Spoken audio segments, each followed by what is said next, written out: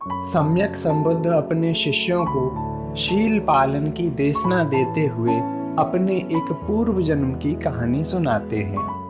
वाराणसी में सचेतन नाम का एक राजा राज्य करता था। वह राजा एक दिन एक बढ़ई को बुलाता है और कहता है, आज से 6 महीने बाद मुझे एक युद्ध पर जाना है। उस युद्ध के लिए एक विशेष रथ बनाया जा रहा है। क्या तुम उस रथ के लिए 2 पहिए बना सकते हो? उस बढ़ई ने कहा, हाँ महाराज, बना सकता हूँ। ऐसा कहकर वह बढ़ई अपने घर चला जाता है और रथ के लिए पहिए बनाने का काम शुरू कर देता है। जब 6 महीने पूरे होने में मात्र 6 दिन कम रह जाते हैं, तब राजा ने अपने सिपाहियों को रथ के लिए तैयार पहियों के बारे में जानकारी लेने भेजा। सिपाहियों ने देखा कि बढ़ई केवल एक ही पहिया बना पाया है। सिपाहियों ने राजा से जाकर कहा, महाराज, बढ़ई ने केवल एक ही पहिया बनाया है। राजा ने सिपाहियों को आदेश दिया कि उस बढ़ई को तुरंत बुलाकर लाओ। सिपाहियों ने ऐसा ही किया। बढ़ई को दरबार में हाजिर किया गया। राजा ने बढ़ई से कहा, मैंने 6 महीने में रथ के लिए 2 पहिए बनाने को कहा था और तुम अभी तक एक ही पहिया बना पाए हो।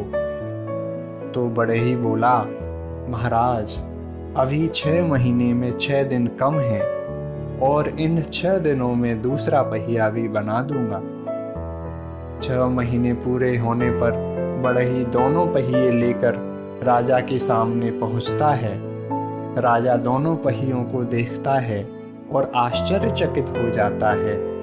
वह बढ़ई से कहता है कि इन दोनों पहियों की बनावट में कोई अंतर नहीं है, फिर भी तुमने एक पहिए को बनाने में लगभग 6 महीने लगा दिए और दूसरे पहिए को मात्र 6 दिन में ही बना दिया।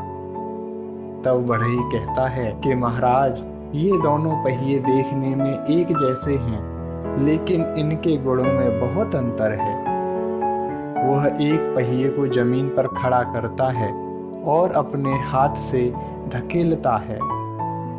वह पहिया लुढ़कता हुआ दूर तक चला जाता है और बिना गिरे जमीन पर सीधा खड़ा होकर रुक जाता है। इसी प्रकार वह दूसरे पहिए को धकेलता है तो वह दूसरा पहिया लुढ़कता हुआ थोड़ी दूर जाकर गिर जाता है। तब वह कहता है, महाराज, जो पहिया जमीन पर खड़ा रहा उसको बनाने में मुझे लगभग 6 महीने लगे।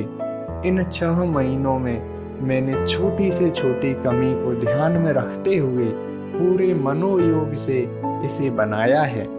और दूसरा पहिया जो जमीन पर गिर गया, यह पहले पहिए की नकल है। इन 6 दिनों में मैं इसकी छोटी छोटी कमियों पर ध्यान नहीं दे पाया, जिसके कारण यह जमीन पर गिर गया।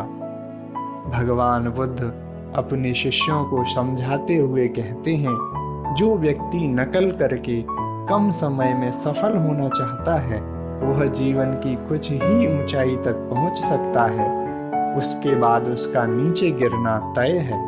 और जो व्यक्ति लगातार अभ्यास करता हुआ अपने अनुभव से सीखकर अपने लक्ष्य की ओर सदा आगे बढ़ता है, वह कभी भी किसी भी परिस्थिति में गिरता नहीं है। वह हमेशा विजयी होकर खड़ा रहता है। भगवान बुद्ध की जीवन को बदलने वाली कहानियों के लिए चैनल को सब्सक्राइब करें। यदि कहानी अच्छी लगी तो लाइक शेयर अवश्य करें। धन्यवाद।